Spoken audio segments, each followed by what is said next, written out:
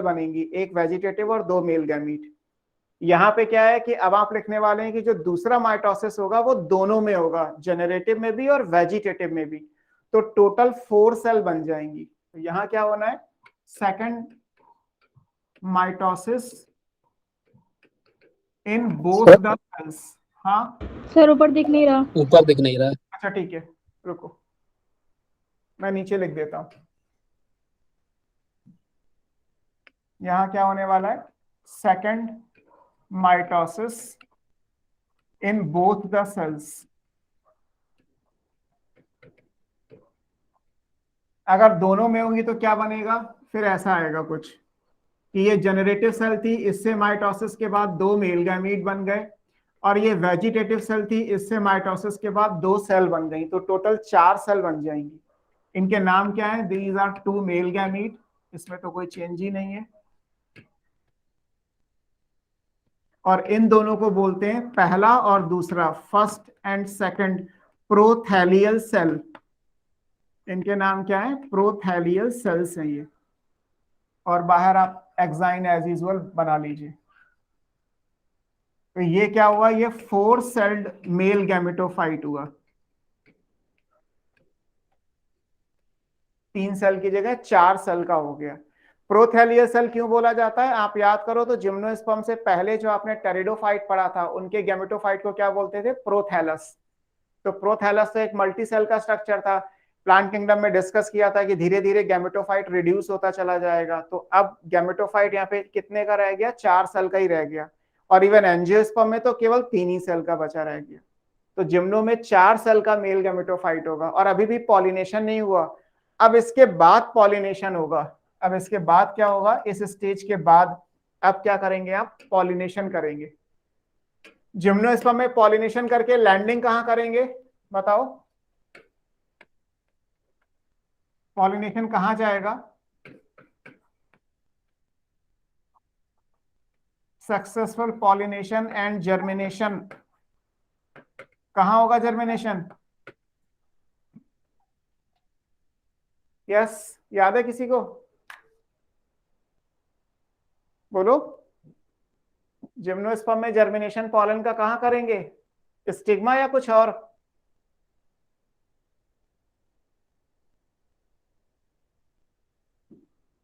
Gymnosperm में stigma style ovary नहीं होता, जिम्नोस्पर्म में आपने पढ़ा था कार्पेल नहीं होती, जिम्नोस्पर्म में मेगास्पोरेंजियम या जो ओव्यूल है वो नेकेड होते हैं, वो ओवरी के अंदर नहीं होते, इसीलिए जिम्नो में कोई फ्रूट का फॉर्मेशन नहीं होता, बट सीड बनता है। तो पॉलन डायरेक्टली लैंड कहां करेगा, ओव्यूल के माउथ पे लैंड करेगा, ओव्यूल की जो ओपनिंग होगी वहां जाएगा।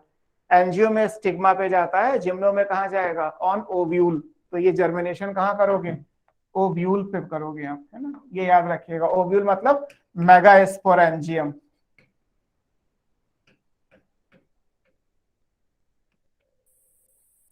ये और उसके बाद सेम पॉलन ट्यूब बनेगी जिसमें ये 4 न्यूक्लियस हो जाएंगे, 2 मेल गैमीट के और 2 प्रोथैलियल सेल के। तो यानी कि अब सीधे सीधे अगर आपसे क्वेश्चंस नीट के फॉर्म में कहा जाए तो pollination at 2 celled stage, majority of the angiosperm, pollination at 3 stage, 3 cell stage, rest of the angiosperm, pollination at 4 celled stage यानी gymnosperm, maturation of male gametophyte 3 celled stage in all the case of angiosperm and 4 celled stage in case of gymnosperm और Pinus. आपसे 2 ही question पूछे जाते हैं usually कि pollination कौन सी stage पे हुआ और मैच्योर मेल गेमेटोफाइट कितने सेल का है और उनके नाम क्या है, या माइटोसिस किसमें हुई है, कहाँ हुई, कब हुई। तो मैंने सब आपको क्लियरली लिख के दे दिया ABC करके कि 3 पॉसिबिलिटी है, 2 सेल्ड स्टेज के बाद 3 जगह ऑप्शंस है, जिम्नो में कुछ और है, 60% एंजियोस्पर्म में कुछ और है, 40% एंजियोस्पर्म में कुछ और है। In any case back to the angiosperm बात करें तो जो मेल गैमेटोफाइट मैच्योर बनेगा वो 3 सेल का ही होगा। पाइनस में 4 सेल का बनेगा, ऑफ कोर्स 4 सेल है तो 4 सेल का बनेगा।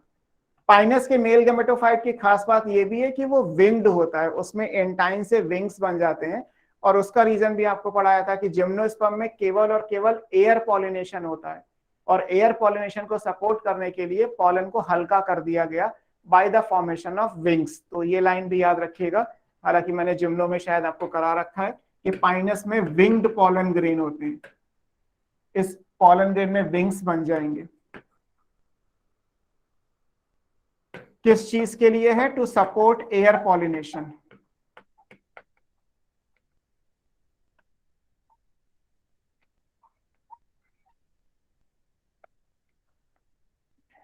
ठीक है, तो ये हमारी 5 हेडिंग हुए। सबसे पहले हमने पढ़ा था कि भाई स्ट्रक्चर क्या है। अगर आप बैक टू द पॉइंट जाएंगे तो सबसे पहली चीज हमारे पास थी कि होता क्या है स्टेमेन। ये यहाँ से आज की सर क्लास थी। हाँ बोलो।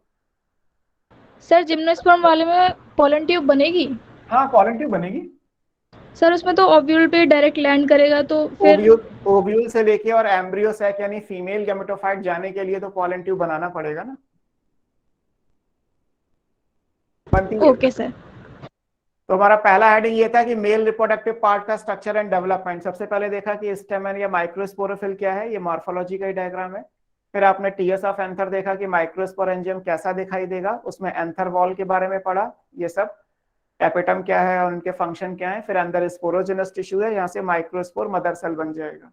ये सेकंड पार्ट हुआ, यानी माइक्रोस्पोरेंजियम का स्ट्रक्चर। थर्ड में देखा कि माइक्रोस्पोरेंजियम में माइक्रोस्पोर मदर सेल से माइक्रोस्पोर कैसे बनेंगे bye meiosis, that is called microsporogenesis. 2 type का था, साइमल्टेनियस टाइप डाइकॉट में, सक्सेसिव टाइप मोनोकॉट में।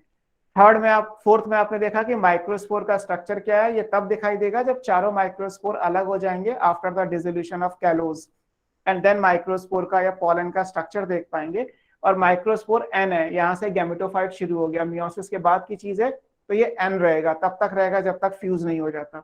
तो माइक्रोस्पोर हैप्लॉइड होता है। माइक्रोस्पोर के बारे में हमने देखा, उसके यूजफुल और हार्मफुल एस्पेक्ट के बारे में देखा। माइक्रोस्पोर मेल गेमेटोफाइट की पहली स्टेज है, 1 सेल का है, but mature mail gametophyte angiosperm में कितने का होता है? 3 सेल का होता है। तो 1 से 3 सेल तक कैसे पहुंचेंगे? इसके लिए 5वां पॉइंट था कि structure and development of male gametophyte. Mail gametophyte का स्ट्रक्चर क्या है और वो डेवलप कैसे होता है। इसको अगर आप सिंगल टर्म में लिखोगे तो ये कहलाता है माइक्रोगैमेटोजेनेसिस।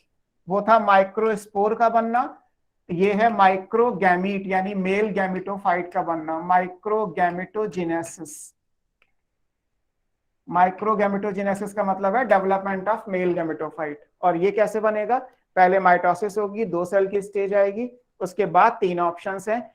मेजॉरिटी ऑफ द केस में पहले पॉलिनेशन होगा, बाद में सेकंड डिवीजन होगा। रेस्ट ऑफ द एंजियोस्पर्म में पहले डिवीजन होगा, बाद में पॉलिनेशन होगा। और जिम्नोस्पर्म के केस में पहले डिवीजन होगा और दोनों सेल में डिवीजन होगा, जिससे 4 सेल का बनेगा स्टेज और फिर पॉलिनेशन होगा। So this is all about the first portion, that is structure and development of male reproductive part in angiosperm and gymnosperm. बोलो बेटा। सर प्रोथैलियल सेल्स कौन सी है? प्रोथैलियल जो वेजिटेटिव सेल से बनी है, वेजिटेटिव सेल से जो नीचे 2 सेल बनी है वो प्रोथैलियल सेल्स कहलाती है। अब इसी तरीके से जैसे ये 5 हेडिंग्स हमने पढ़े मेल में, ऐसे ही 5 हेडिंग आप फीमेल में पढ़ोगे। सेकंड पार्ट आएगा structure and development of female reproductive part, है ना। फिर हम बाद में पॉलिनेशन डिटेल करेंगे। बोलो। सर यही सेल्स मेल थैलस और फीमेल थैलस बनाती है प्रोथैलस? नहीं, ये मेल फीमेल थैलस नहीं है, ये तो सारा मेल ही है। मेल में दो सेल्स हैं जिन्हें प्रोथैलस बोला गया, फीमेल तो कुछ बना ही नहीं इसमें भी। फीमेल कहाँ से आएगा? अभी तो आप मेल रिप्रोडक्टिव पार्ट पढ़ रहे हो ना। हाँ सर। फीमेल कुछ भी नहीं आएगा इसमें।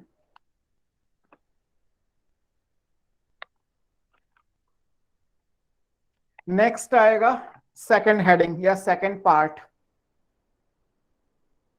ये दिख रहा है, ये आएगा स्ट्रक्चर एंड डेवलपमेंट। कट रहा है? हाँ यस कोई बात नहीं। स्ट्रक्चर एंड डेवलपमेंट अब दिख रहा है ऑफ फीमेल रिप्रोडक्टिव पार्ट। जैसे मेल का पढ़ा था ऐसे ही अब हम फीमेल का पढ़ेंगे, ये वाला।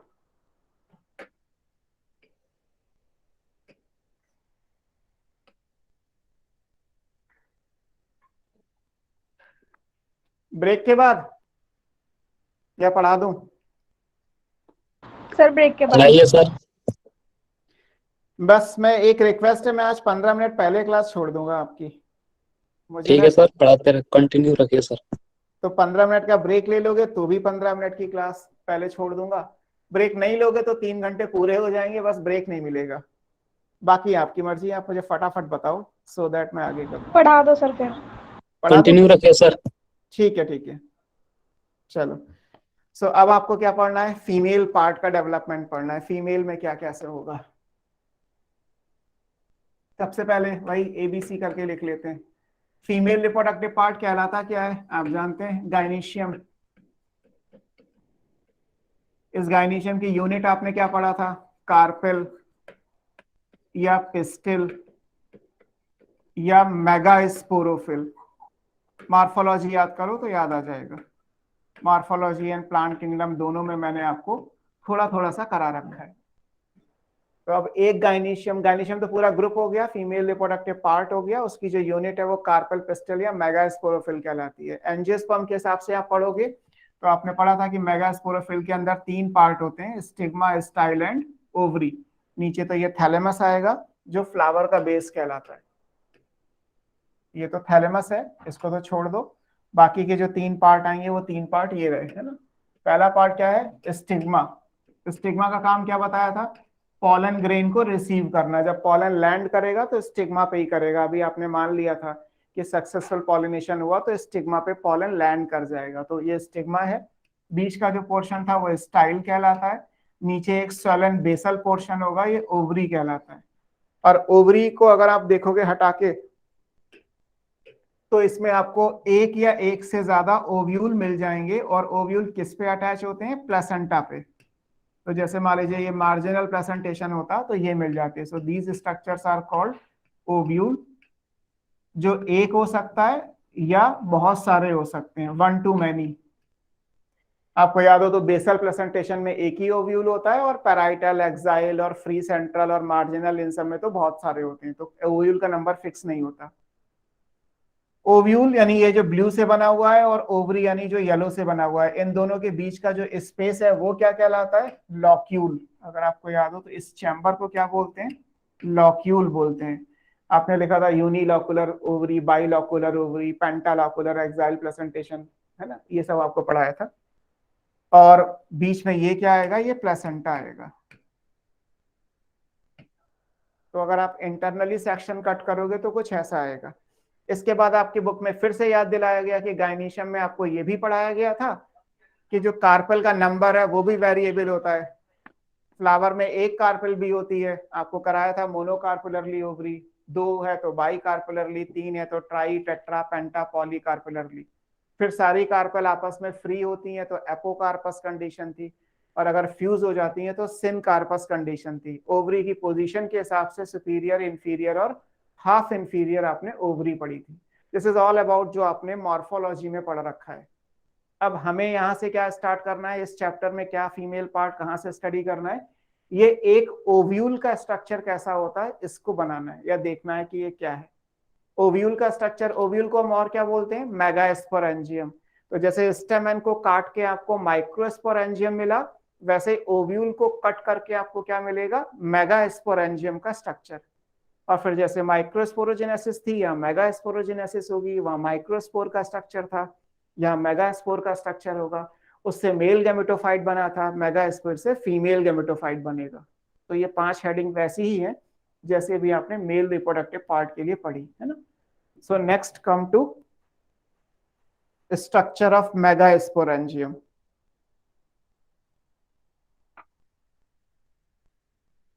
देखिए सेकंड बी, ये मिलेगा आपको स्ट्रक्चर ऑफ मेगा स्पोरेंजियम। इस मेगा स्पोरेंजियम को ही आप ओव्यूल बोलते हो, है ना। Ovule is called mega sporangium. Ovule को ही नाम क्या दिया जाता है, मेगा स्पोरेंजियम बोला जाता है ना। ये क्या है, अभी तो तुम लोगों ने कहा कि ब्रेक नहीं लेना है, अब फिर अब ब्रेक शुरू हो गए, है ना। प्रियंका और अमरनाथ, भावना, किसको भूख लग रही है? सर पहले की चैट है। अच्छा पहले की चैट है 400। Yes sir. चलो मैंने शायद अभी ध्यान दिया, मैं चैट बॉक्स बंद ही कर देता हूँ, वरना ये बंद ही नहीं हो रहा है चैट बॉक्स, पता नहीं क्या है। हो गया। सो मेगास्पोरेंजियम इज ओव्यूल। अब है क्या, एंजियोस्पर्म में टोटल 6 अलग अलग तरीके के ओव्यूल हैं। There are 6 type of ovule. अब वो 6 टाइप के ओव्यूल में सबसे कॉमन टाइप का जो होता है उसको बोलते हैं एनाट्रोपस और इन्वर्टेड ओव्यूल, जो मेजॉरिटी यानी 80% एंजियोस्पर्म के केस में है। आपके सिलेबस में वही वाला दिया हुआ है, तो हम आउट ऑफ 6 केवल एक पढ़ेंगे, दैट इज एनाट्रोपस। तो हमें ओव्यूल कौन सा स्टडी करना है, ओव्यूल आपको पढ़ना है एनाट्रोपस, या इसको इन्वर्टेड ओव्यूल भी बोला जाता है, उल्टा होता है इन्वर्टेड ओव्यूल। तो आप कौन सा पढ़ोगे, एनाट्रोपस या इन्वर्टेड ओव्यूल पढ़ेंगे, है ना।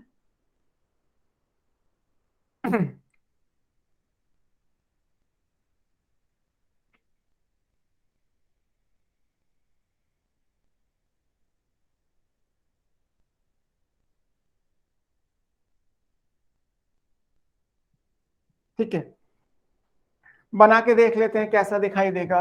ये सबसे अंदर का स्ट्रक्चर है, पहले अंदर से बनाते हैं। ये वाला जो बेसिकली स्पोरोजिनस टिश्यू के जैसा होगा। अब इसमें क्या है, बाहर क्या नजर आएगा, इसके बाहर एक लेयर होती है, उसको बोलते हैं न्यूसेलस। तो यहाँ पे एक लेयर आएगा, इसको बोला जाएगा न्यूसेलस। अब इसके बाहर 2 प्रोटेक्टिव लेयर होती हैं, एक ये है, ये पार्शियली थोड़ी सी जगह छोड़ के बनाई जाती है, और ये दूसरी है, और दूसरी वाली आपकी बॉडी के साथ ऐसे फ्यूज हो जाएगी।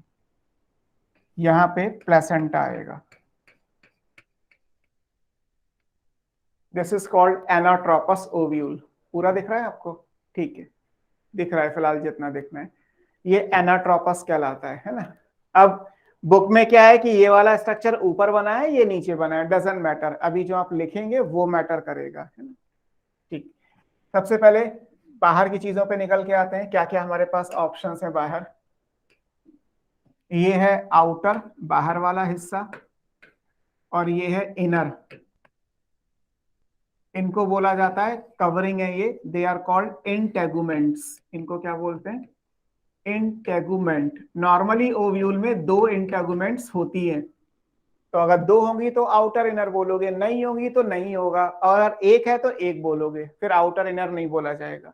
तो ओव्यूल में इंटेगुमेंट्स नहीं भी होती, रेयर केस में, कुछ केस में एक होती है, but majority of the case में 2 होती हैं। तो आपके बुक में मेजॉरिटी वाली बात हो रही है, तो 2 इंटेगुमेंट्स बना दी, आउटर और इनर। जिस तरीके से माइक्रोस्पोरेंजियम में एपिडर्मिस था आउटर मोस्ट प्रोटेक्टिव, उसी तरीके से मेगास्पोरेंजियम में प्रोटेक्शन का काम कौन करता है, इंटेगुमेंट्स करती हैं। तो इनका फंक्शन क्या है, मैं यही लिख दे रहा हूं, ये प्रोटेक्टिव होती हैं, इनका काम प्रोटेक्शन का है। ठीक है, बीच में एक येलो मास था, ये आपको दिख रहा होगा, व्हाइट और येलो के बीच में ये वाला,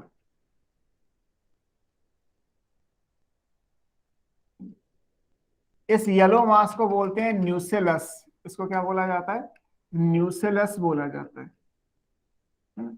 और ये कैसा होता है, ये न्यूट्रिटिव होता है, जैसे टैपिटम था। अच्छा ऊपर कट रहा होगा, कोई बात नहीं, मैं कहीं और लिखता हूं।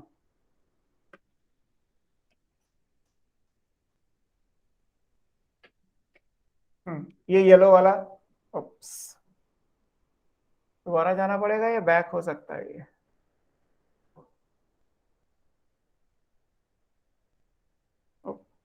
दोबारा से बनाना पड़ेगा। दो बेटे 1 मिनट। ये क्या था हमारा, न्यूसेलस। इसके बाहर क्या था, इंटेगुमेंट।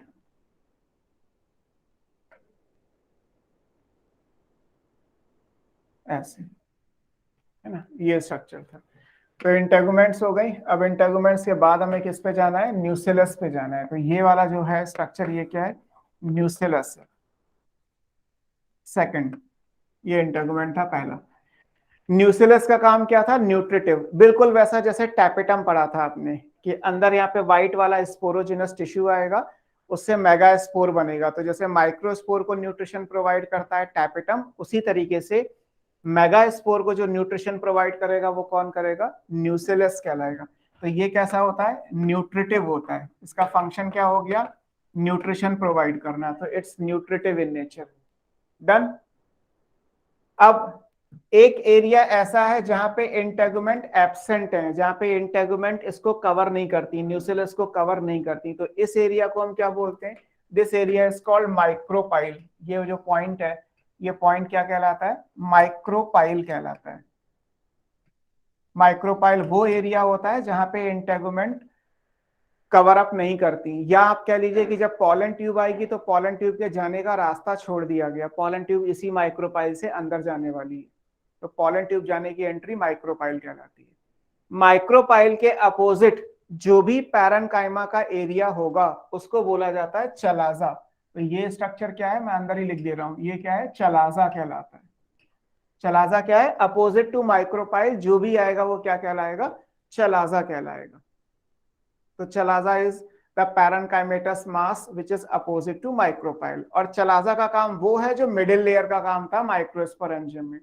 चलाजा भी कैसा होता है, this is also nutritive, time के हिसाब से ये भी कंज्यूम होता जाएगा, तो जैसे मिडिल लेयर कंज्यूम हो रही थी वैसे चलाजा भी कंज्यूम होता जाएगा। यहाँ पे कुछ भी एंडोथीशियम के पैरेलल में नहीं है, उसका रीजन बहुत सिंपल है, क्योंकि माइक्रोस्पोर को पॉलिनेशन के बाद स्टेमन से बाहर आना था, इसीलिए स्टेमन को बर्स्ट करने के लिए एंडोथीशियम था। यहाँ जो एग बनेगा फीमेल गैमीट वो तो बाहर नहीं आएगा, आपको oogamous रिप्रोडक्शन में हमेशा पढ़ाया है कि एग नहीं आता बाहर, हमेशा जो मेल गैमीट है वो फीमेल को अप्रोच करता है, तो एग कभी बाहर नहीं आएगा, इसलिए ओव्यूल कभी बर्स्ट नहीं करेगा। तो यहाँ पे एंडोथीशियम के जैसा कुछ नहीं है, एपिडर्मिस के पैरेलल में इंटेगुमेंट है, मिडिल लेयर के पैरेलल में चलाजा है, कैपिटल के पैरेलल में न्यूसिलस है, और सेंटर में यहाँ पे भी स्पोरोजिनस टिश्यू आएगा जो आपने वहां पे भी पढ़ा था। तो अगर हम बीच में लिखेंगे तो बीच में ये जो व्हाइट पोर्शन है ये क्या कहलाएगा, ये वही है आपका स्पोरोजिनस टिश्यू।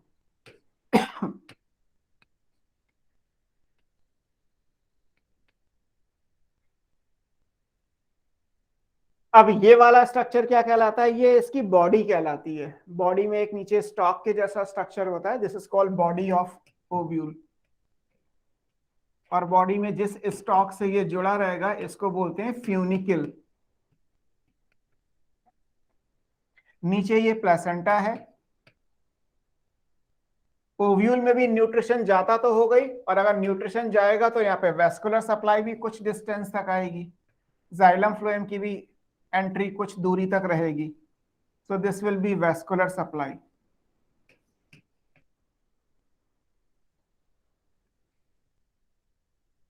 है ना, ओव्यूल जहां से बेंड कर रहा है, ये स्ट्रक्चर हमने मोड़ दिया ऐसे, तो जिस पॉइंट से आप मोड़ेंगे, मान लीजिए ये पॉइंट है रेड वाला, इसको किस कलर से बनाया जाए, ग्रीन से लेते हैं, ये वाला पॉइंट है,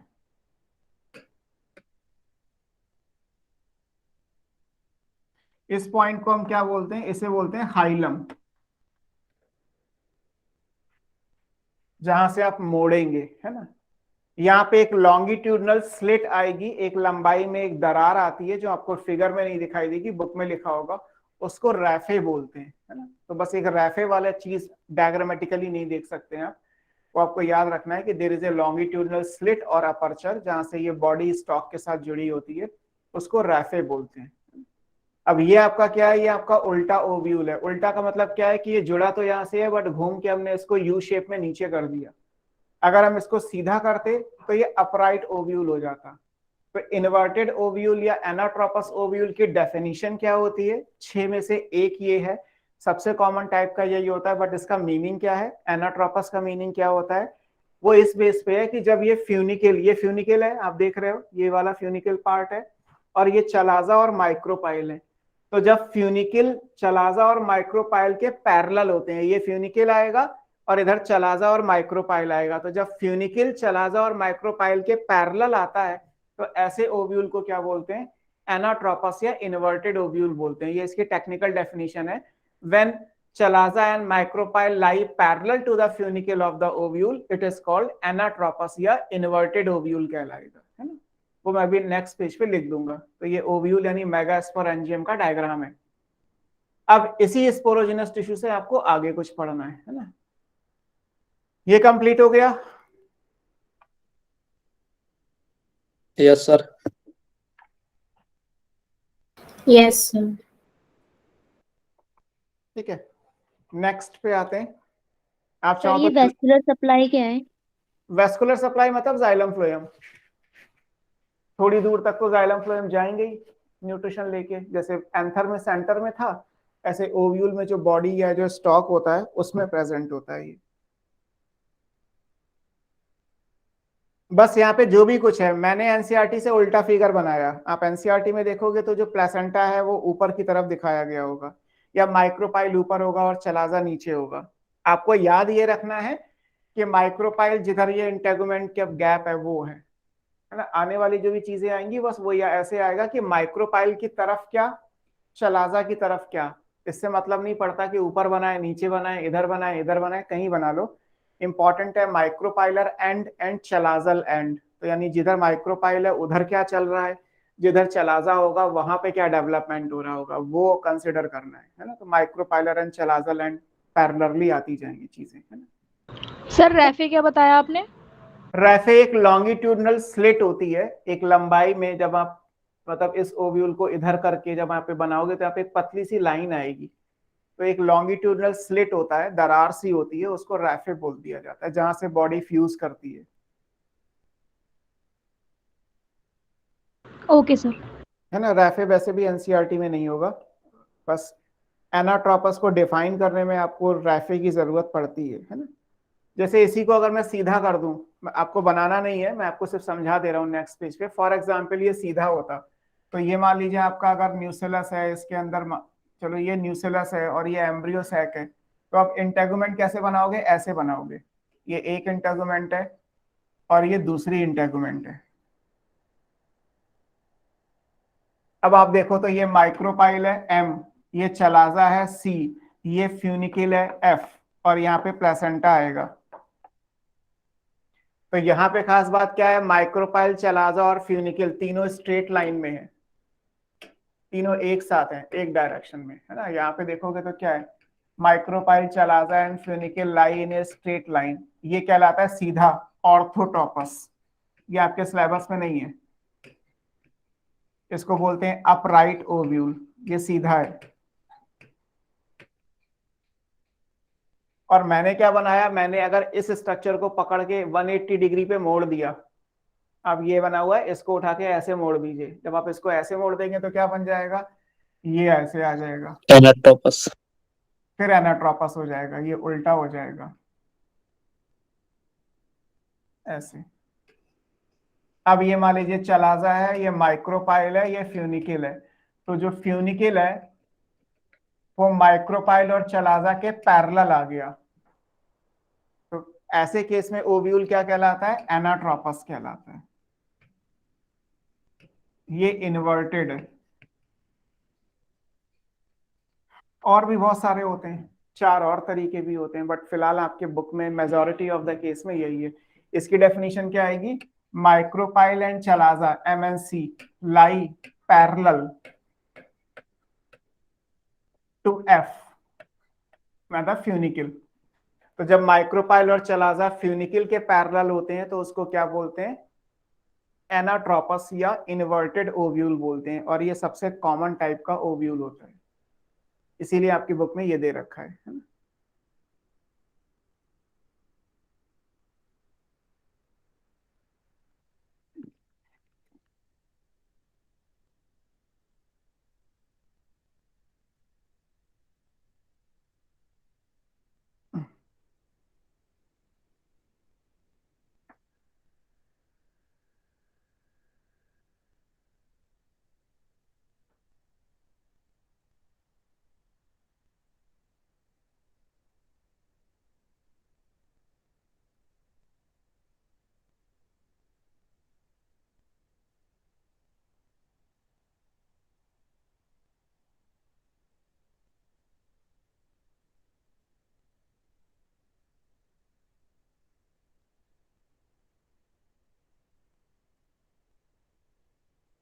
हो गया बेटा? अब Yes, आप sir. Yes, sir. Yes, sir, done. Back diagram पे अगर आप जाएंगे तो ये स्पोरोजिनस टिश्यू है। अब इसमें देख लेते हैं कि स्पोरोजिनस टिश्यू से यहाँ क्या होने वाला है ना। यहाँ जो भी स्पोरोजिनस टिश्यू है, अब यहाँ पे एक मेजर डिफरेंस है। एक मेजर डिफरेंस क्या है कि जब इस स्पोरोजिनस टिश्यू में डिफरेंशिएशन होगा, आपने लिखा था कि माइक्रोस्पोरेंजियम का अगर स्पोरोजिनस टिश्यू है और वो डिफरेंशिएट करेगा तो उसमें लिखा हुआ है each cell behave as microspore mother cell. मतलब एक टिश्यू में अगर 1,00,000 सेल हैं तो माइक्रोस्पोर मदर सेल कितनी बनेंगी? 1,00,000 एक बन जाएंगी, है ना। हर सेल माइक्रोस्पोर मदर सेल कहलाती है। यहाँ ऐसा नहीं है। यहाँ पे अगर 1,00,000 सेल इस टिश्यू में है तो उसमें से केवल 1 मेगास्पोर मदर सेल बनती है। टिश्यू में बहुत सारी होंगी बट उसमें एक ही केवल बचेगी। जबकि माइक्रोस्पोरेंजियम में अगर जितनी टिश्यू में है उतनी की सारी माइक्रोस्पोर मदर सेल में चेंज हो जाएगी। तो डिफरेंशिएशन पे यहाँ पे क्या होगा? ओनली वन, ये याद रखिएगा, है ना। Behave as megaspore mother cell.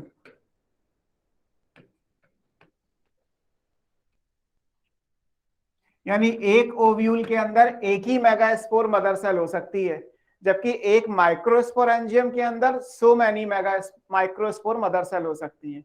Microsporangium में माइक्रोस्पोर मदर सेल का नंबर अनकाउंटेबल है, बट मेगास्पोरेंजियम के अंदर मेगास्पोर मदर सेल का नंबर जस्ट 1 होगा, एक ही होगा, एक से कम नहीं, एक से ज्यादा नहीं। अगर एबनॉर्मल केस नहीं है तो हम बात नहीं कर रहे, हम नॉर्मल केस की बात करें तो only 1 cell behave as megaspore mother cell. Clear? तो ये हमारा मेगास्पोरेंजियम का स्ट्रक्चर हुआ।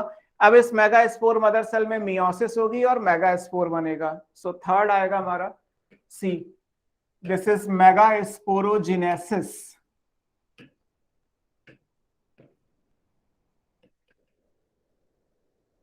ये क्या है? मेगास्पोरोजेनेसिस है। मेगास्पोरोजेनेसिस क्या कहलाता है कि हमारे पास ये एक मेगास्पोर मदर सेल है, एमएमसी मतलब मेगास्पोर मदर सेल है। इसमें मियोसिस होगी और मियोसिस के बाद यहां से क्या बनेंगे? 4 मेगास्पोर बनेंगे। और अगर 4 मेगास्पोर हैं, एन हो गया, एज टेट्राड ही बनेंगे। बट यहां फिक्स ये है कि जो टेट्राड बनेगा वो टेट्राड कैसा बनेगा? It is linear tetrad. चारों मेगास्पोर एक दूसरे के ऊपर अरेंज होंगे। तो टेट्राड यहाँ पे अलग अलग तरीके का नहीं बनेगा। यहाँ टेट्राड कैसा बनेगा? एक लीनियर टेट्राड बनेगा। तो ये लीनियर टेट्राड याद रखना है। वहां पे कौन से थे? आइसोबाइलेटरल भी था, लीनियर भी था, टी शेप भी था, डेकासेट भी था और टेट्राहेड्रल भी था। 5 में से कोई भी एक बनेगा। यहाँ पे हमेशा एक ही बनेगा। तो चारों मेगास्पोर कैसे अरेंज है? इस तरीके से अरेंज होंगे। यहाँ कुछ भी सक्सेसिव या साइमल्टेनियस वाली सिचुएशन नहीं है, ये एक ही तरीके का है जो भी है आपके सामने है ना। ठीक है, तो ये मेगास्पोरोजेनेसिस हो गई, मेगास्पोर बन गए। अब अगर आप एक सिंगल मेगास्पोर का स्ट्रक्चर देखोगे तो नथिंग इज स्पेशल। वहां तो फिर भी exine, intine, pollen tube, sporopollenin in palynology, harmful, useful aspect, बहुत कुछ था।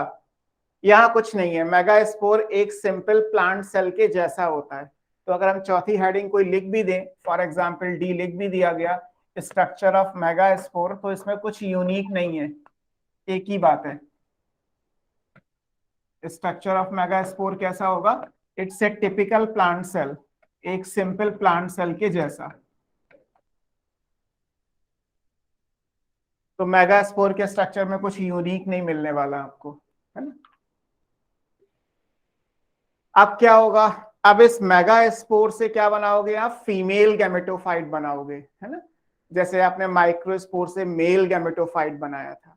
और माइक्रोस्पोर से मेल गैमेटोफाइट बनाने का प्रोसेस माइक्रोगैमेटोजेनेसिस था। यहाँ मेगास्पोर से फीमेल गैमेटोफाइट बनेगा तो क्या कहलाएगा? मेगा गैमेटोजेनेसिस कहलाएगा। दिस इज इंपॉर्टेंट, है ना। तो अब नेक्स्ट यानी 5वें नंबर पे क्या आ जाएगा हमारा? ई। This is mega gametogenesis.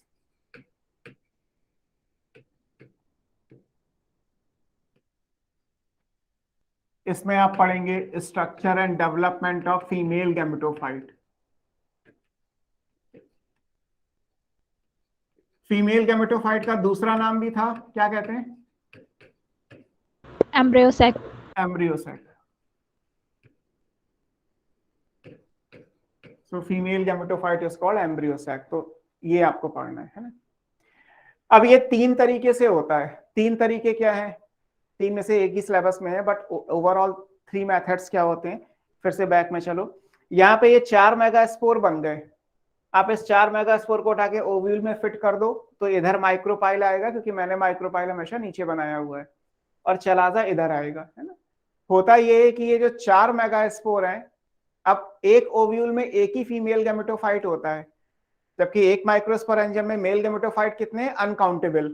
लेकिन एक ओव्यूल यानी मेगास्पोरेंजियम में फीमेल गैमेटोफाइट कितने बनेंगे? एक ही बनेगा, यूजुअली एक ही बनेगा। तो जो एक फीमेल गैमेटोफाइट एम्ब्रियो सैक है वो कितने मेगास्पोर से बना? ऐसा भी होता है कि ये चारों मिलके एक बनाए, ऐसा भी होता है कि इसमें से 2 मिलके एक बनाए, और ऐसा भी होता है कि कोई 3 डिजेनरेट कर जाए और एक बनाए। तो इनको बोला जाता है मोनोस्पोरिक, बाईस्पोरिक एंड टेट्रास्पोरिक डेवलपमेंट। तो जो ये डेवलपमेंट लिखा है हमने यहाँ पे, ये कैसे होगा? ये 3 टाइप्स का हो सकता है। इसमें पहला है मोनोस्पोरिक, जो आपको पढ़ना है, जो आपके सिलेबस में है। ये जिस प्लांट में डिस्कवर किया गया था ये पॉलीगोनम प्लांट है, तो इसको आप मोनोस्पोरिक या पॉलीगोनम टाइप ऑफ डेवलपमेंट बोलोगे। एक दूसरा है बाईस्पोरिक, और एक तीसरा होता है टेट्रास्पोरिक।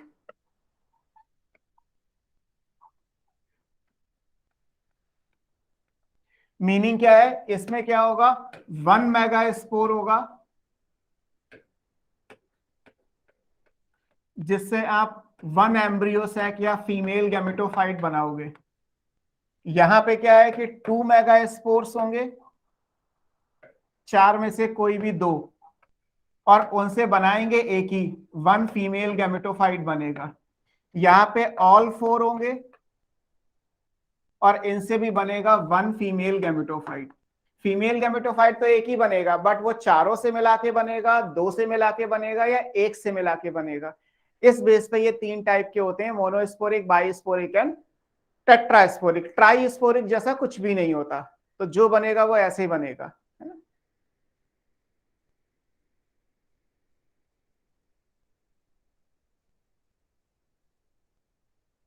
अब इसमें से डिटेल कौन सी पढ़नी है हमें? फॉलो क्या करना है? फॉलो करना है मोनोस्पोरिक टाइप ऑफ डेवलपमेंट।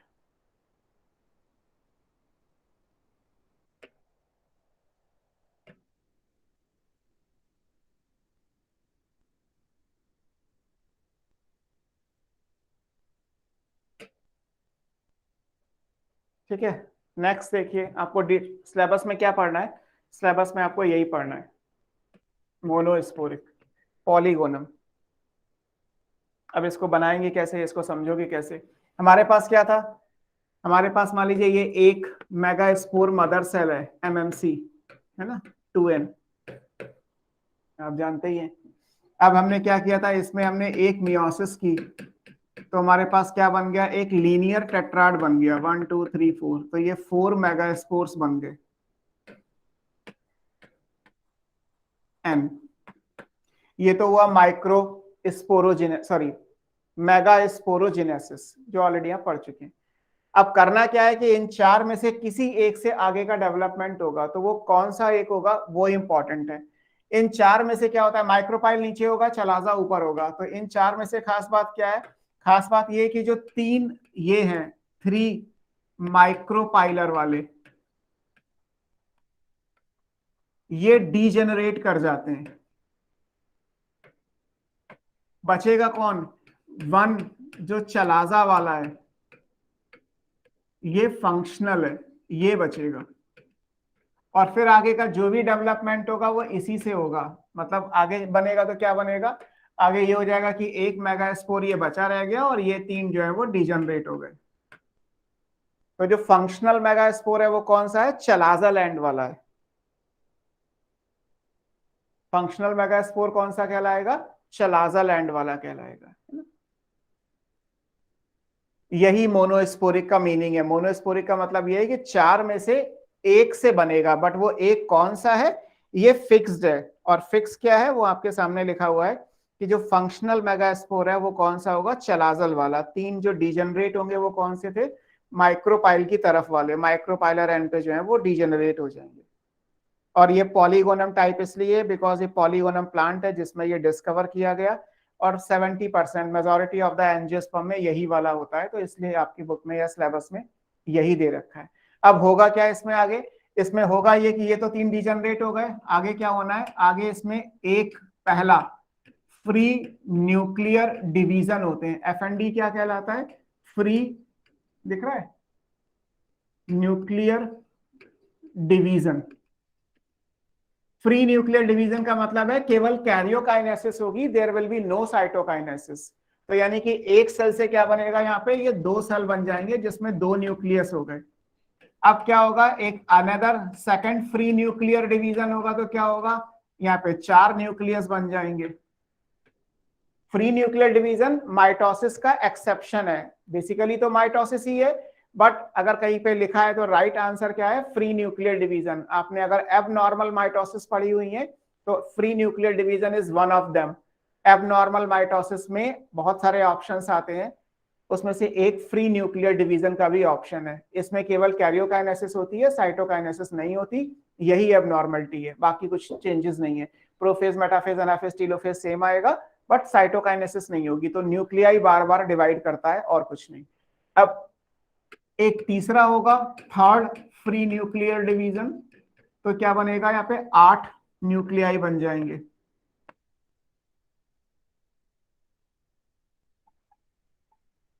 ये बन जाएंगे। अब इस 8 न्यूक्लियाई में क्या होगा, अब इसमें न्यूक्लियाई का रीअरेंजमेंट होगा।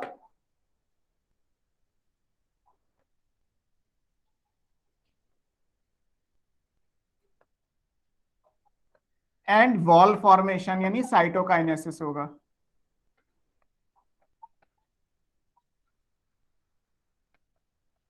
रीअरेंजमेंट कैसे होगा, रीअरेंजमेंट ऐसे होगा कि इन 4 में से जो एक है वो सेंटर में आएगा, और इन 4 में से जो एक है वो सेंटर में जाएगा। तो जो सेंटर में 2 आएंगे, उस 2 में से एक माइक्रोपाइलर एंड से आएगा और एक चलाजल एंड से आएगा। और फिर वॉल फॉर्मेशन होना है। जब ये वॉल फॉर्मेशन होने के बाद बनेगा तो यहां से एक नया स्ट्रक्चर आ जाएगा, है ना। नेक्स्ट पेज पे बनाते हैं। नया स्ट्रक्चर क्या बनेगा, इट लुक्स लाइक दिस। अब यहाँ पे 3 न्यूक्लियाई बचे, तो 3 न्यूक्लियाई में एक सबसे बड़ी सेल होती है और यहाँ पे 2 छोटी सेल होती हैं सेम साइज की। ये जो बीच में बड़ी है इसको बोलते हैं एग, ये भी एन है। नियर बाई जो 2 सेल होती हैं ये कहलाती हैं सिनर्जिड्स, और ये भी एन है। एग और सिनर्जिड को मिला के बोला जाता है एग एपरेटस, है ना। और ये कहां पे होगा, ये नीचे वाला हिस्सा क्या था, माइक्रोपाइल, तो ये आपको कहां मिलेगा, एट माइक्रोपाइलर एंड। ऊपर 3 सेल बची रह गई जिनको बराबर साइटोप्लाज्म दिया गया। ये तीनों सेल बराबर होती हैं, ये 3 क्या कहलाती हैं, दीज आर कॉल्ड 3 एंटीपोडल या एंटीपोडल सेल्स लिख सकते हो। और ये कहां पे है, ये चलाजा की तरफ है, एट चलाजल एंड। बीच में क्या रहेगा, बीच में 2 न्यूक्लियाई हैं जो बिना फ्यूजन के अलग स्टेट में हैं। तो इन न्यूक्लियाई को हम क्या बोलते हैं, पोलर न्यूक्लियाई। हाँ, इनको बोलते हैं पोलर न्यूक्लियाई या सेकेंडरी न्यूक्लियस भी लिख सकते हो। किसी बुक में सेकेंडरी न्यूक्लियाई दिया है तो भी चलेगा। और जो बीच में ये सेल बचेगी, ये सेल क्या कहलाती है, इसको बोलते हैं सेंट्रल सेल। तो पोलर न्यूक्लियाई कौन सी सेल में होते हैं, सेंट्रल सेल में होते हैं। अब ये पूरा स्ट्रक्चर उठा के अगर ओव्यूल में पेस्ट कर दोगे तो इसके बाहर आ जाएगा न्यूसेलस, 2 इंटेगुमेंट, यहाँ पे चलाजा, नीचे से मोड़ दोगे, फ्यूनिकल, रैफे, प्लेसेंटा सब बन जाएगा। ये आएगा माइक्रोपाइलर एंड, ये चला जाएगा चलाजल एंड। अगर आप टोटल देखोगे तो ये कितने सेल हो गए, इसमें 7 सेल हो गई। आपको प्लांट किंगडम में कराया था 7 सेल्ड होता है, 8 nucleate. Mature female gametophyte of angiosperm, mature female gametophyte of angiosperm. बस ये याद रखिएगा कि ये जो mature female gametophyte of angiosperm है, जिसका आंसर आप 7 सेल्ड 8 न्यूक्लिएटेड करके आते हो, ये केवल तभी पॉसिबल है जब मोनोस्पोरिक टाइप का डेवलपमेंट होगा, जो आपने कंसिडर किया यानी अगर आपसे ये कहा जाए कि क्या 7 सेल्ड 8 न्यूक्लिएटेड सारे एंजियोस्पर्म में होता है, तो आंसर आएगा नहीं, ये मेजॉरिटी ऑफ द एंजियोस्पर्म में होता है। क्योंकि अगर बाइस्पोरिक बनेगा तो कुछ और फिगर आता है, अगर टेट्रास्पोरिक होगा तो कुछ और डेटा आएगा, लेकिन क्योंकि आपके सिलेबस में केवल मोनोस्पोरिक है, तो हमारे हिसाब से यही आंसर होगा, 7 sailed 8 nucleated structure of angiosperm, है ना। डन।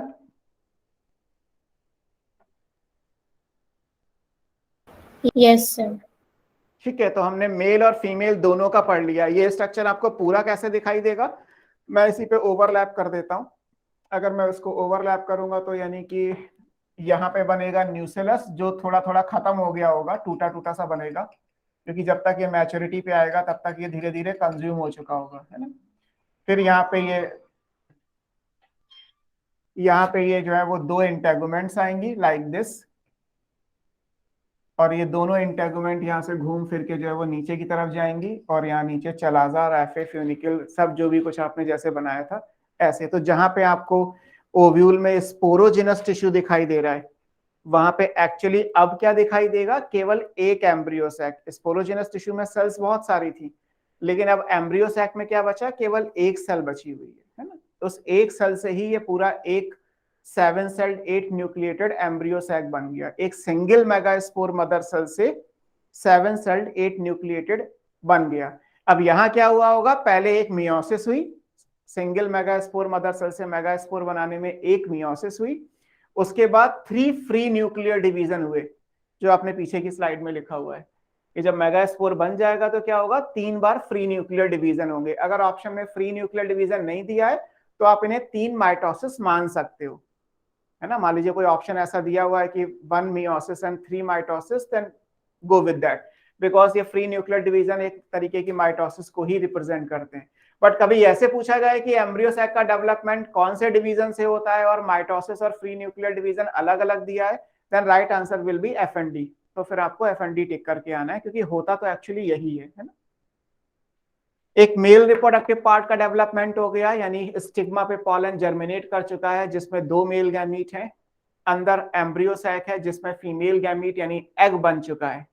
अब हमें क्या करना है, तीसरा हेडिंग पढ़ना है, तीसरा पार्ट पढ़ना है, दैट इज पॉलिनेशन। हमने बाय डिफॉल्ट ये मान लिया था कि 2 सेल पे या 3 सेल पे या 4 सेल पे जो भी था पॉलिनेशन हो गया।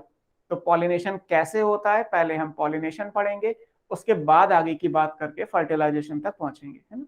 Next third part of the chapter pollination.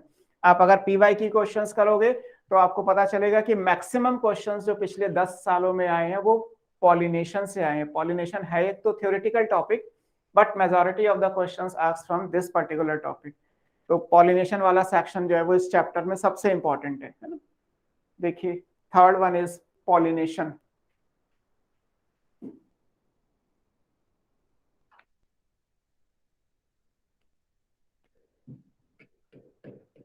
तीसरी हेडिंग है ये, है ना।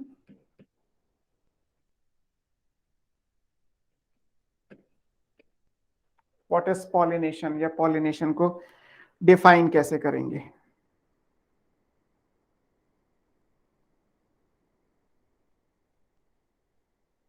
ठीक है, क्या होता है पॉलिनेशन। अगर हम पॉलिनेशन पे आए तो ये क्या है, ट्रांसफर है एक तरीके का, ट्रांसफर ऑफ पॉलन। पॉलेंस कहां से लेने हैं, फ्रॉम एंथर, एंथर से निकलते हैं और जाने कहां पे हैं, up to stigma of the flower. किसी फ्लावर में जो फीमेल रिप्रोडक्टिव पार्ट यानी जो कार्पेल है, कार्पेल की स्टिग्मा तक पहुंचने हैं। तो एंथर से निकल के और स्टिग्मा पे पहुंचने तक का जो प्रोसेस है वो क्या कहलाता है, पॉलिनेशन कहलाता है। पॉलिनेशन होने के लिए क्या करना होगा, हमें डेहिसेंस करना होगा। डेहिसेंस क्या कहलाता है, this is bursting of anther, anther का फटना। और जब एंथर फटेगा तो क्या होगा, पॉलन रिलीज हो जाएंगे, टू रिलीज पॉलन। तो ये तो हो गया डेहिसेंस। जिस टाइम पे डेहिसेंस होता है उसको बोलते हैं antithesis. This is the time of dehiscence या डिस्चार्ज ऑफ पॉलन। पॉलन जब निकलेंगे या एंथर जब फटेगा तो उसको क्या बोलेंगे, एंथेसिस। और एंथर का फटना क्या कहलाता है, डेहिसेंस कहलाता है। जब तक डेहिसेंस नहीं होगा पॉलिनेशन होगा नहीं। पॉलिनेशन जिसको हम बाय डिफॉल्ट सक्सेसफुल पॉलिनेशन बोलते हैं, उसका मतलब ये है कि एंथर फटने के बाद वहां से निकल के पॉलन को स्टिग्मा तक पहुंचाना है। तो उस केस में इसको हम पूरा क्या बोलेंगे, पॉलिनेशन बोलेंगे। ये तो हो गई डेफिनेशंस तीनों की। अब पॉलिनेशन 3 टाइप का होता है, आपकी बुक में दिया हुआ है, ऑटोगैमी, इटोनोगैमी और एलोगैमी या जीनोगैमी या क्रॉस पॉलिनेशन जो आप पढ़ते हैं। तो ये 3 अलग अलग टाइप का है।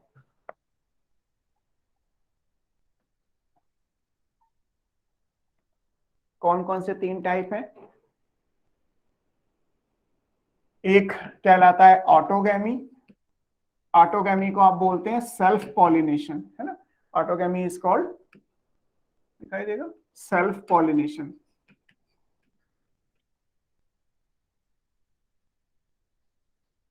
एक कहलाता है इटोनोगैमी, जो जेनेटिकली सेल्फ पॉलिनेशन ही है। एक कहलाता है एलोगैमी या जीनोगैमी भी बोल सकते हैं, क्रॉस पॉलिनेशन।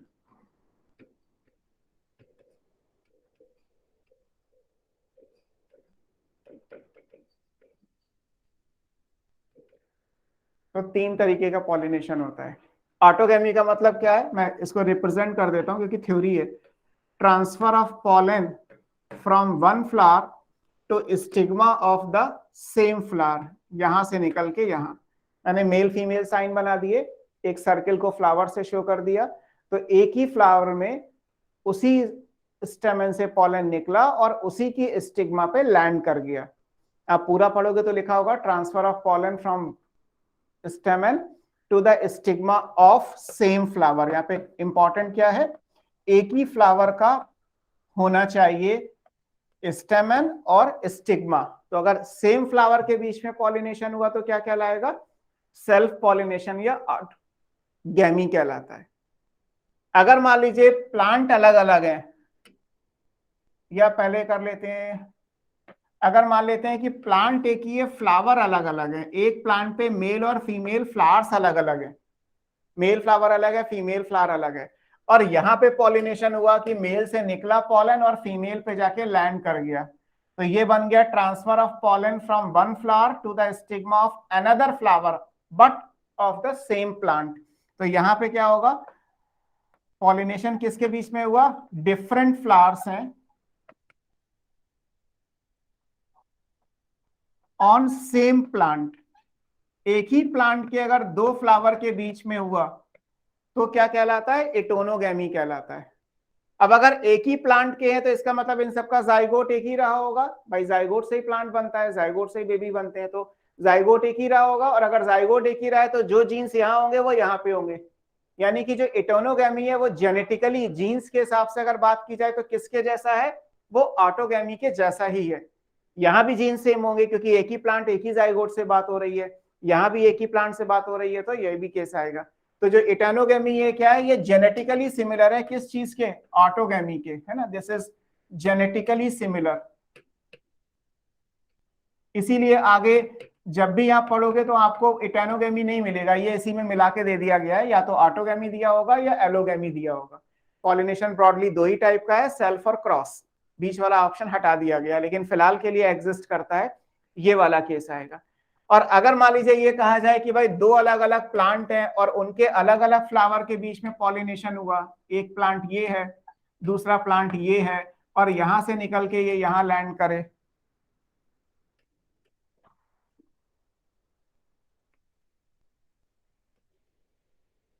ये यहां से निकल के यहां लैंड करेगा, तो यहां पे क्या होगा, ऑफ डिफरेंट फ्लावर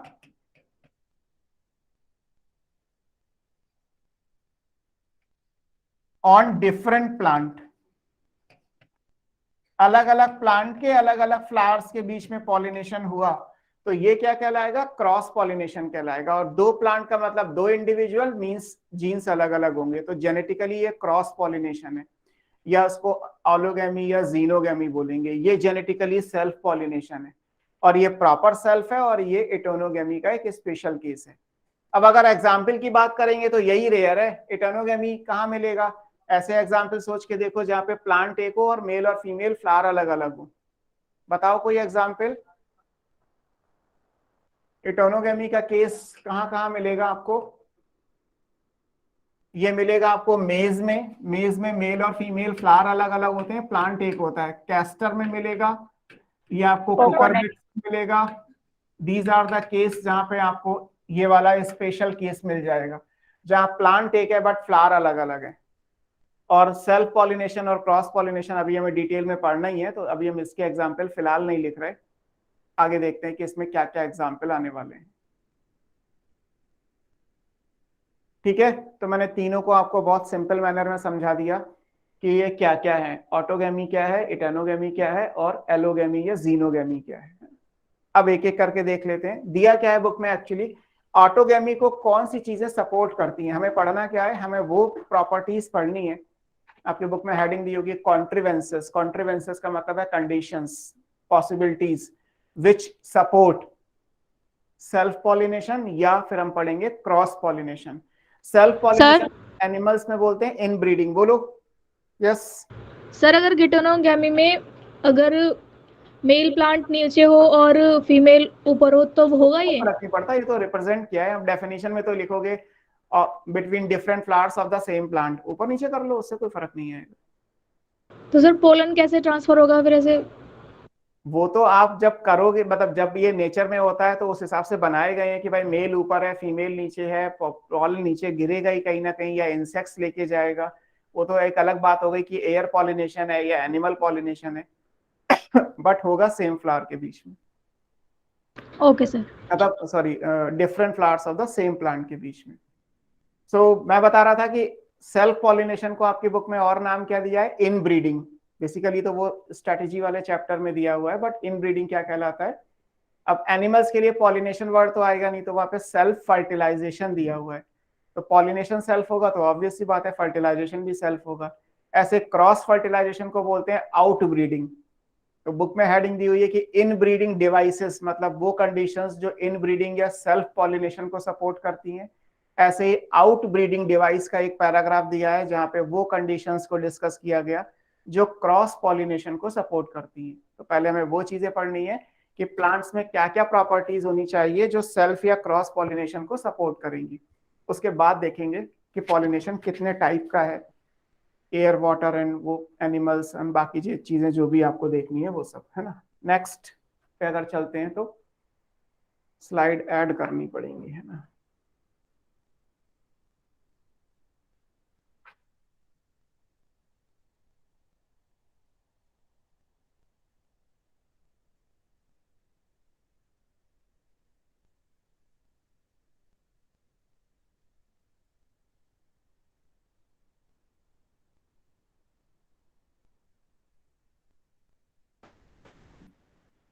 ठीक है, so next is inbreeding devices.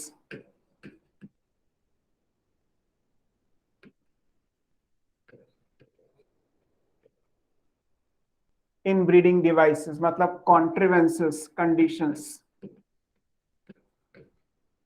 that support self pollination या ऑटोगेमी। वो कौन सी चीजें हैं जो ऑटोगेमी को सपोर्ट करती हैं, है ना। अब देखो क्या क्या हो सकता है। सबसे पहला आता है यूनी सॉरी बाइसेक्सुअलिटी। सबसे पहला क्या आएगा, बाइसेक्सुअलिटी। मतलब फ्लावर का बाइसेक्सुअल होना। तो अगर फ्लावर बाइसेक्सुअल है तो चांसेस इस बात के बन ही जाएंगे कि वो क्रॉस पॉलिनेट हो, है ना। तो बाइसेक्सुअलिटी क्या कहलाता है, बाइसेक्सुअलिटी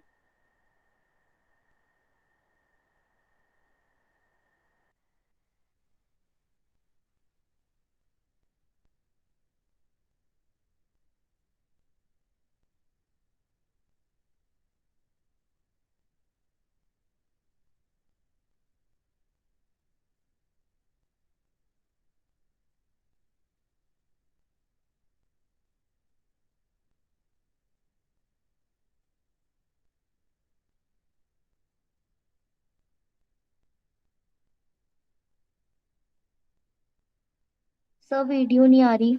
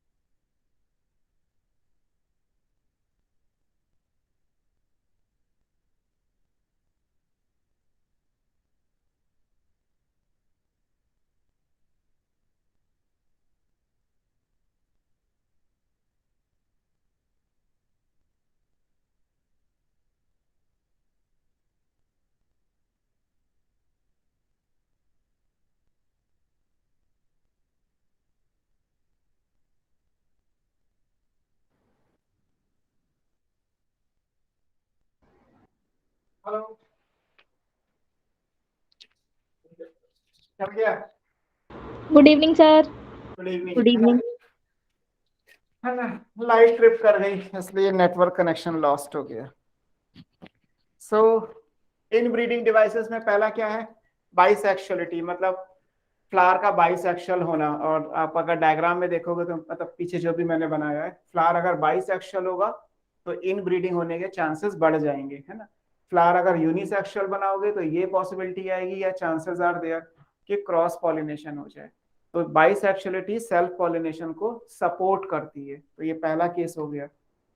मान लीजिए बाइसेक्सुअलिटी तो है, लेकिन फ्लावर में जो दो पार्ट है, यानी जो स्टेमन और जो कार्पेल है, वो अगर सेम टाइम पे मैच्योर ना हो या दोनों एक दूसरे से बहुत दूर हो। एक फ्लावर है जिसमें इमेजिन करो कि स्टेमन और कार्पेल, यानी स्टेमन और स्टिग्मा, एंथर से निकलेगा पॉलन और स्टिग्मा पे जाना है सेम फ्लावर में, बट ये दोनों दूर दूर है, तो सेल्फ पॉलिनेशन होने के चांसेस कम हो जाएंगे।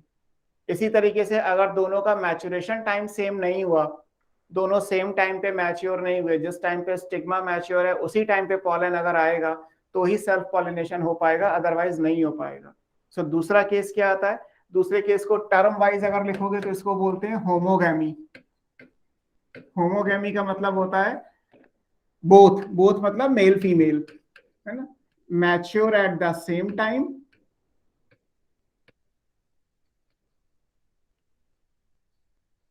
And like close to each other, दोनों एक दूसरे के पास पास होने चाहिए, क्लोज टू ईच अदर। तो ये चीज भी बाइसेक्स, ये चीज भी सेल्फ पॉलिनेशन को सपोर्ट करती है। फ्लावर में मेल और female reproductive part same time पे मैच्योर हो और दोनों एक दूसरे के अगर पास पास हैं तो सेल्फ पॉलिनेशन होने के चांसेस बढ़ जाएंगे, ऑटोगैमी होने के चांसेस बढ़ जाएंगे। इसको सिंगल टर्म में आप क्या बोलोगे, this is called homogamy. Homogamy का मतलब है it's a condition in which both the part mature at the same time and they lie close to each other to support self pollination, है ना। तो ये वाला केस आएगा। तीसरा केस क्या हो सकता है, तीसरा केस ये है कि मान लीजिए फ्लावर कभी ओपन ही ना हो, क्लिस्टोगैमी कहलाता है। क्लिस्टोगैमी का मतलब है फ्लावर्स नेवर ओपन। अगर फ्लावर कभी ओपन ही नहीं होगा तो इसका मतलब है कि क्रॉस पॉलिनेशन होने के चांसेस जीरो हो गए। फिर अगर पास पास नहीं भी है या सेम टाइम पे नहीं भी मैच्योर है तो भी कोई ऑप्शन नहीं है प्लांट के पास सिवाय सेल्फ पॉलिनेशन के इंतजार करने के, कि अगर सेम टाइम पे मैच्योर नहीं हो रहे तो इंतजार करो, जब मैच्योर हो जाएंगे तब हो जाएगा पॉलिनेशन। अगर पास पास नहीं है तो भी कोई बात नहीं, फ्लावर तो बंद है और वो कभी नहीं खिलेगा, फ्लावर कभी ओपन ही नहीं होता। तो ऐसे केस में क्या होगा, सेल्फ पॉलिनेशन या ऑटोगैमी कंपलसरी होगा, ऑब्लिगेटरी होगा, 100% सेल्फ पॉलिनेशन होगा। तो क्लिस्टोगैमी के केस में क्या होता है, यहाँ पे 100% सेल्फ पॉलिनेशन है, सेल्फ पॉलिनेशन इज ऑब्लिगेटरी। यहाँ पे कंपलसरी है कि फ्लावर क्योंकि कभी ओपन ही नहीं होगा इसलिए ये क्या होगा, हमेशा सेल्फ पॉलिनेशन की ही पॉसिबिलिटी आ सकती है। इस केस में क्रॉस पॉलिनेशन कभी नहीं होगा, है ना। तो ये वाली बात इंपॉर्टेंट है कि जैसे पूछा जाता है ऑप्शन देके कि इनमें से किस केस में सेल्फ पॉलिनेशन जो है वो कंपलसरी है, ऑब्लिगेशन है, तो ऑब्लिगेशन आपको इस केस में मिलेगा। अब इसके एग्जाम्पल अगर कहा जाए क्लिस्टोगैमी के तो पाइजम, मटर का पौधा, और जेनेटिक्स इसके बाद आप पढ़ोगे चैप्टर, तो उसमें मेंडल ने भी पाइजम को चूज किया तो उसका एक रीजन ये भी था कि पी का जो प्लांट है वो नेचर में सेल्फ पॉलिनेटेड है। क्यों नेचर में सेल्फ पॉलिनेटेड है, बिकॉज फ्लावर क्लिस्टोगैमस होते हैं। फ्लावर पाइजम के या फैबेसी फैमिली के जो फ्लावर है वो कभी ओपन ही नहीं होते। अगर फ्लावर ओपन नहीं होगा तो कोई भी बाहर का पॉलन ग्रेन तो आएगा नहीं, अगर बाहर का कोई आएगा नहीं तो हमेशा अपने पॉलन ग्रेन से ही फर्टिलाइजेशन पूरा करना पड़ेगा प्लांट को, या सीड बनाना पड़ेगा। ऐसे केस में प्लांट उस कैरेक्टर के लिए 100% प्योर रहेगा, होमोजाइगस बन जाएगा, और जेनेटिक्स में इसके अपने प्लस पॉइंट है। तो मेंडल ने चूज किया था पाइजम को तो उसका एक रीजन ये भी था कि पाइनस का जो प्लांट है वो नेचुरली सेल्फ पॉलिनेटेड है, सो दैट्स व्हाई ये केस आएगा, है ना। इसके एग्जांपल में फिलहाल मैं लिख दे रहा हूँ कि यहाँ पे एग्जांपल क्या लेना है, पी लेना है, या फैबेसी फैमिली ले सकते हो, कोई इश्यू नहीं है। फैबेसी फैमिली या पी के अंदर आपको क्लिस्टोगैमस मिलेंगे।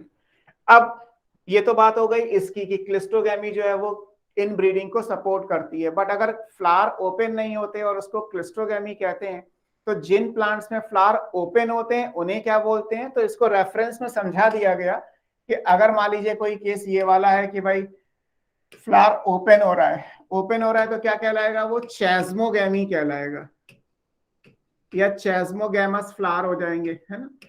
ये वो है जिनमें ओपनिंग होती है, ओपनिंग ऑफ फ्लावर होती है। और ओपनिंग ऑफ फ्लावर कहाँ कहाँ होती है, आपको बहुत सारे एग्जाम्पल मिल जाएंगे अपने घर के आसपास। जैसे गुलाब की पहले बड होती है, बाद में गुलाब का फूल खिलता है, बेला की पहले बड होती है, बाद में उसकी ओपनिंग होती है। तो आपको बहुत सारे प्लांट ऐसे मिल जाएंगे जिनमें फ्लावर बड स्टेज में होते हैं और एक टाइम के बाद वो ओपन होते हैं, है ना। तो बाकी फिर ये क्लिस्टोगैमी है, तो क्लिस्टोगैमी में तो फ्लावर ओपन होते ही नहीं है, तो ये बात हो गई। कुछ ऐसे भी प्लांट हैं जिसमें दोनों टाइप के फ्लावर होते हैं, ये भी होंगे और ये भी होंगे, कुछ ऐसे होंगे तो कुछ ऐसे होंगे। सो देयर आर फ्यू जिन्हें आप बोलते हैं चैस्मोक्लिस्टोगैमस, चैस्मोक्लिस्टोगैमस फ्लावर्स। या फिनोमिना है तो चैस्मोक्लिस्टोगैमी कहलाएगी। इसमें एग्जाम्पल बुक में कौन कौन से दिए हैं, एक ऑक्सैलिस दिया हुआ है, एक वायोला दिया हुआ है और एक कॉमिलियाना दिया हुआ है। देयर आर द 3 प्लांट्स, ये आपके तीनों एनसीईआरटी में गिवन है। ये 3 प्लांट ऐसे हैं जिनमें चैस्मो और क्लिस्टो दोनों टाइप के फ्लावर होते हैं, कुछ ओपन होंगे और कुछ नहीं होंगे। आपकी बुक में कॉमिलियाना का एक डायग्राम सा भी बना हुआ है जिसमें नीचे के जो फ्लावर होते हैं, जो जमीन के अंदर होते हैं, अंडरग्राउंड फ्लावर, वो तो ओपन नहीं होते, दोज आर क्लिस्टोगैमस। और जो एयर में फ्लावर होते हैं, जो हवा में मतलब बाहर की तरफ जमीन से बाहर निकल के आएंगे, वो उनमें ओपनिंग होती है, तो वो क्या कहलाएंगे, चैस्मोगैमस कहलाएंगे। तो एक ही प्लांट में दोनों टाइप के फ्लावर भी हो सकते हैं, ऐसे भी हो सकते हैं, ऐसे भी हो सकते हैं। एज पर द टॉपिक जाएंगे तो अगर ये वाला फ्लावर है तो वो इनब्रीडिंग यानी सेल्फ पॉलिनेशन को सपोर्ट करेगा। ये हमारी बात यहाँ पूरी हो गई। Fourth and the last case ये है कि there are the few plants जिनमें बड स्टेज में ही पॉलिनेशन हो जाता है, और बड तो हमेशा ही बंद होती है, चाहे ये वाला फ्लावर हो तो भी बड स्टेज में बंद होगा, और ये तो मैच्योर में भी बंद है तो बड में भी बंद ही होगा। तो चौथा केस हमारे पास क्या है, फोर्थ पॉसिबिलिटी है बड पॉलिनेशन।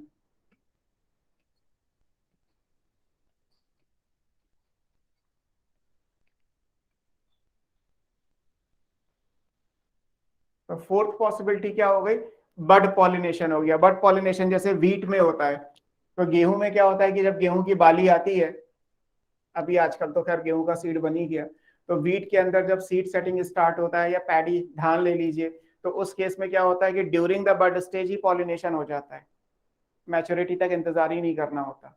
तो बड स्टेज में तो बड तो हमेशा बंद ही रहती है, इसका मतलब यहाँ भी क्या होगा, 100% सेल्फ पॉलिनेशन होगा। तो इन 4 में से अगर कहा जाए तो सेल्फ पॉलिनेशन के लिए ऑब्लिगेशन क्या निकल के आएगा, ये वाला ऑब्लिगेशन है और ये वाला भी ऑब्लिगेशन है। इन दोनों के पास तो 100% अगर बात की जाए तो क्या निकल के आएगा, सेल्फ पॉलिनेशन आएगा। और बाकी दोनों की अगर कहा जाए तो ये दोनों फेवर करती हैं। फ्लावर बाइसेक्सुअल होगा तो चांसेस आर देयर कि उसमें सेल्फ पॉलिनेशन हो जाए, बाय कंसिडरिंग दैट कि दोनों पार्ट जो है वो सेम टाइम पे मैच्योर हो और दोनों पार्ट एक दूसरे के आसपास हो, they lie close to each other and they have the same maturation time, जिसको आप सिंगल टर्म में होमोगैमी बोलेंगे। फिर तीसरा केस है कि फ्लावर अगर ओपन ही नहीं हो रहा तब तो कोई डाउट ही नहीं है, 100% सेल्फ पॉलिनेशन। चौथा केस है अगर बड स्टेज में पॉलिनेशन हो गया तो भी कोई डाउट नहीं है, 100% सेल्फ पॉलिनेशन। अगर चैस्मोगैमी का केस आएगा तो फ्लावर खुलेगा, क्लिस्टोगैमी का केस है तो नहीं खुलेगा। कुछ प्लांट ऐसे भी हैं जिनमें दोनों तरीके के फ्लावर हैं, ऑक्सैलिस, वायोला और कॉमिलियाना। वायोला को पैंसी भी कहते हैं, पैंसी एक ऑर्नामेंटल प्लांट है, अभी विंटर में ही लगता था, विंटर चला गया तो अब तो नहीं मिलेगा नर्सरी पे, but it's simply called common pansy. और ऑक्सैलिस याद है कहीं और भी पढ़ा था एनसीईआरटी में, किसी को याद है ऑक्सैलिस कहाँ पढ़ाया था?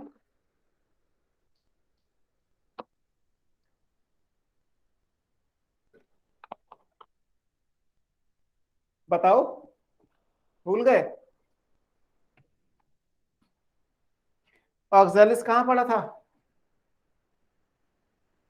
ऑक्सैलिस पढ़ा था आपने रनर में, ऑक्सैलिस, ग्रासेस और स्ट्रॉबेरी, सब aerial Yes, sir. System, Yes. उसमें पढ़ाया था ऑक्सैलिस आपको। ऑक्सैलिस एनसीईआरटी में 2 जगह हैं, एग्जाम्पल ऑफ रनर है और यहाँ पे तो आप देख ही रहे हैं।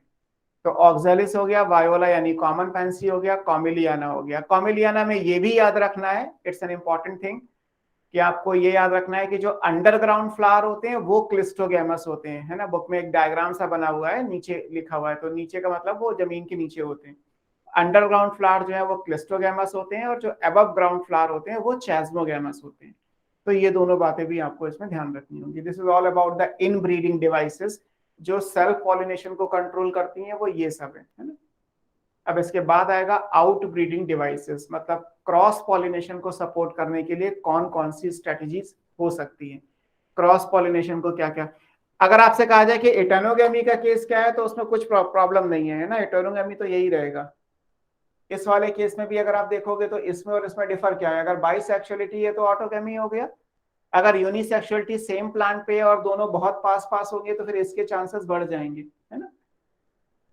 और अगर बाइसेक्सुअल मान लीजिए यहाँ बनाओगे, यहाँ बाइसेक्सुअल बनाओगे, तो इसका यहाँ जाने की जरूरत ही नहीं पड़ेगी, बाइसेक्सुअल है तो फिर ये अपने आप एक ही फ्लावर के अंदर हो जाएगा।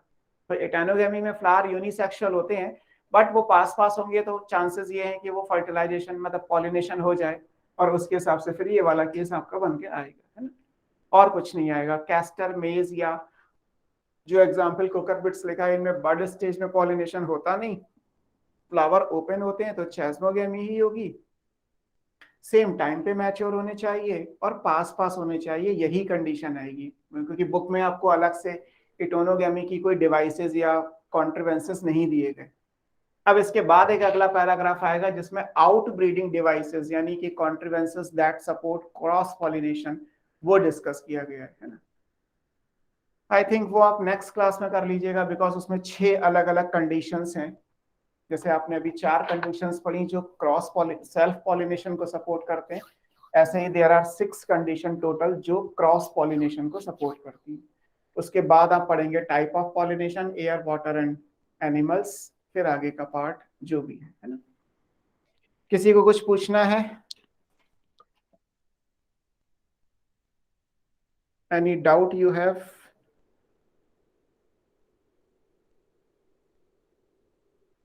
नहीं, सर गाइटेनोगेमी में भी बाइसेक्सुअल फ्लावर ही होगा ना? एटोनोगेमी में बाइसेक्सुअल फ्लावर जो एग्जाम्पल लिखे गए हैं, मेज, कुकरबिट्स, इन सब में तो यूनिसेक्सुअल फ्लावर ही सेम प्लांट पे हैं। देखो बाइसेक्सुअल फ्लावर अगर सेम प्लांट पे बनाओगे तो पहले चांसेस तो इसी बात के हैं कि ऑटोगेमी हो जाए। एटोनोगेमी क्यों होगी? एटोनोगेमी के लिए तो आपको 2 फ्लावर चाहिए, तो थोड़ी दूरी बढ़ी जाएगी ना। अगर फ्लावर बाइसेक्सुअल है तो दूरी क्यों बढ़ानी, फिर तो वो अपने आप ऑटोगेमी में चला जाएगा। तो एटोनोगेमी के केस में unisexual flower on the same plant consider करने हैं आपको। बाइसेक्सुअल प्लांट हो जाएगा। हाँ, प्लांट को बाइसेक्सुअल बोल सकते हो, फ्लावर यूनिसेक्सुअल रहेंगे, है ना। Yes sir. ठीक है, डन। Yes sir. चलो, है ना, बाकी फिर अगली क्लास में करते हैं, आउट ब्रीडिंग डिवाइस से करने हैं। तब तक के लिए हैव ए ग्रेट टाइम, है ना। ऑफ कर रहा हूँ बेटा मैं।